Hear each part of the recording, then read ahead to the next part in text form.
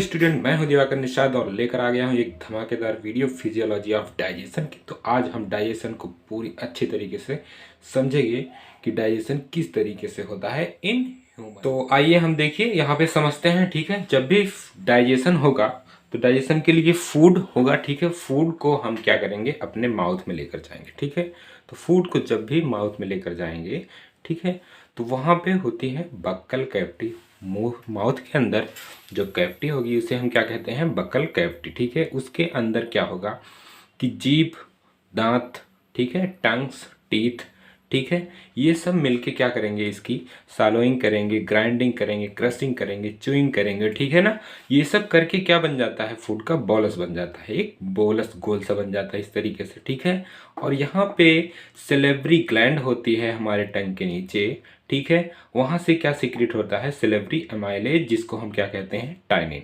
टाइनिन क्या करेगा, फूड में आपके जो स्टार्च है उसको हाइड्रोलाइज करके माल्टोज में चेंज कर देता है। ठीक है, ये काम हो गया आपकी बक्कल कैविटी में। ठीक है, बक्कल कैविटी के बाद यही बोलस जो फूड है, ठीक है, फूड है, ये कहाँ पहुँच जाता है, आइसोफेगस में। तो आइसोफेगस में कोई भी डाइजेशन नहीं होता है। ठीक है, यहाँ पे कोई भी डाइजेशन नहीं होता है। ये जो बोलस है ये पेरिस्टाल्टिक मूवमेंट के थ्रू कहाँ चला जाता है, स्टमक में। ठीक है, फिर यहाँ से कहाँ गया, स्टमक में। स्टमक में यही बोलस किसके रूप में चेंज हो जाता है, काइम के रूप में। ठीक है, तो ये फिजिकल डाइजेशन हुआ जिससे ये काइम के रूप में एक लुगदी जैसा, गम जैसा बन जाता है। ठीक है ना, तो वहाँ पे क्या सीक्रेट होगा स्टमच में, स्टमच की वाल से सीक्रेट होता है सबसे पहले HCl बाई ऑक्जेंटिक सेल। ठीक है, ऑक्जेंटिक सेल उसकी वाल में पाई जाती है, तो वहाँ से सीक्रेट होता है HCl। वो सबसे पहले क्या करेगा, डिस्ट्रॉय बैक्टीरिया, जितने बैक्टीरिया है उसको डिस्ट्रॉय करेगा।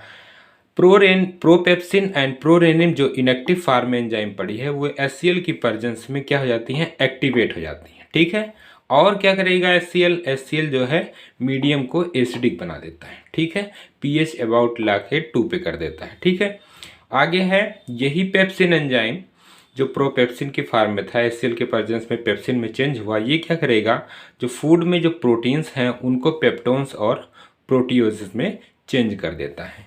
रेनिन क्या करेगा, रेनिन जो है कैसीन, जो कि मिल्क में पाई जाती है प्रोटीन।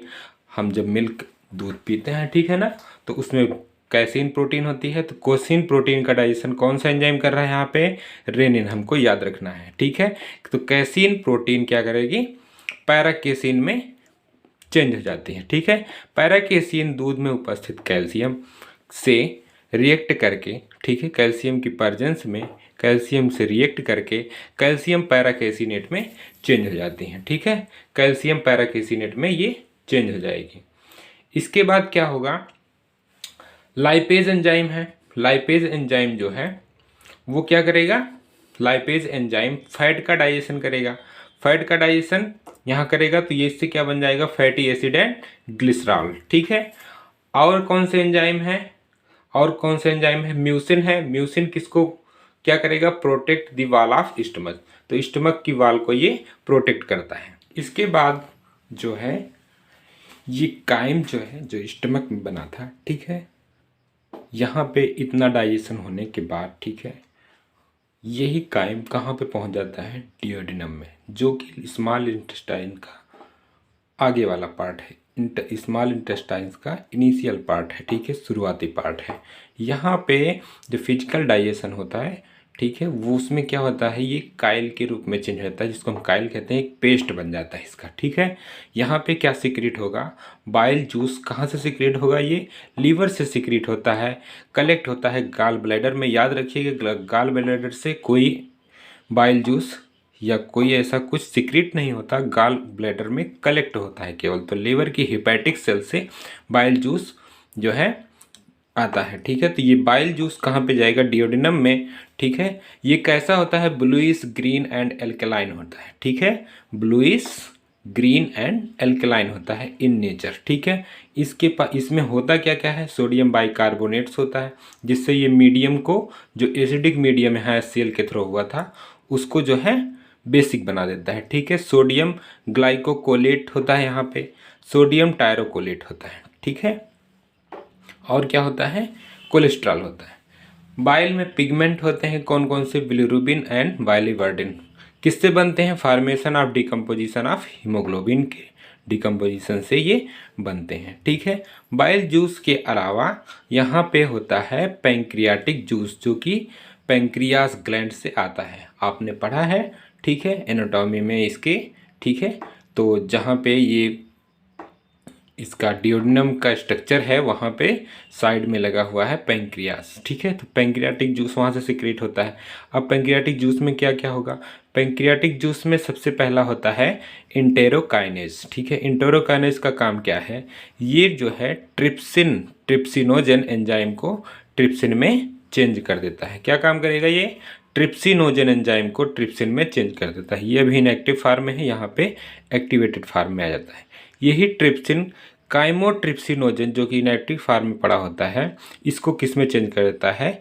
काइमोट्रिप्सिन में। ये काइमोट्रिप्सिन तब जो है प्रोटीन को डाइजेस्ट करता है। जो प्रोटीन यहाँ डाइजेस्ट नहीं हुई थी, इसको यहाँ पे ये डाइजेस्ट करके पेप्टोन्स और पॉलीपेप्टाइड में चेंज कर देता है। ठीक है, अब आइए और देखते हैं पैंक्रियाटिक जूस से क्या सीक्रेट होता है। ड्यूडेनम में ट्रिप्सिन और काइमोट्रिप्सिन के अलावा जो एंजाइम सीक्रेट होता है वो होता है कार्बोक्सीपेप्टिडेज एंजाइम। ये क्या करेगा? जो पॉलीपेप्टाइड चेन है उसको जो है चेंज कर देगा, किसमें? एमिनो एसिड में। ठीक है, यहाँ से आप दिखे। इसके बाद है एमाइलोप्सिन। ठीक है, वो क्या करेगा? स्टार्च एंड ग्लाइकोजन को किसमें चेंज कर देता है? माल्टोज में। उसके बाद है लाइपेज एंजाइम, इसको स्टेप्सिन भी कहते हैं। ये जो है फैट को फैटी एसिड और ग्लिसरॉल में चेंज कर देता है। ठीक है, इसके अलावा है न्यूक्लियेज एंजाइम, न्यूक्लियोटाइडेज एंजाइम। ये क्या करेगा? न्यूक्लिक एसिड को फास्फेट और उनके शुगर और नाइट्रोजनस बेस में ब्रेक कर देता है। ठीक है, आगे जो है डियोडिनम के बाद, इतना डाइजेशन होने के बाद डियोडिनम से फूड कहाँ पे पहुँच जाता है? इलियम में। ठीक है, इलियम में क्या होता है? इलियम की वाल में होते हैं ब्रूनर्स ग्लैंड और क्रिप्टस ऑफ लुबरकोहन। ठीक है, क्रिप्टस ऑफ लिबरकोहन एंड ब्रूनर्स ग्लैंड होते हैं, जिनसे ये एंजाइम सिक्रीट होते हैं। ठीक है, आइए इसमें देखते हैं हम लोग। इंटेरोकाइनेज के बारे में आपने अभी यहाँ पे पीछे वाले पार्ट में पढ़ा था डियोडिनम में, तो वही फंक्शन होता है इसका। यहाँ पे इरिप्सिन जो है वो क्या करता है? ये ग्रुप ऑफ पेप्टिडेज एंजाइम होता है। क्या है? Group of peptidase enzyme. That means proteins, peptones, peptoses जो भी हैं, इन सबको एमिनो एसिड में ये चेंज कर देता है। कहने का मतलब ये हुआ कि प्रोटीन अगर कहीं से भी बच के यहाँ तक पहुँच जाती है हीलियम में, तो यहाँ पे इसका डाइजेशन हो जाता है। ठीक है, नेक्स्ट देखते हैं हम माल्टेज एंजाइम है। अब यहाँ पे जो माल्टेज बना हुआ था और स्टमच में जो बना हुआ था, बक्कल कैविटी में जो माल्टोज बना हुआ था, वो जो है यहाँ पे आकर ग्लूकोज के रूप में चेंज हो जाता है।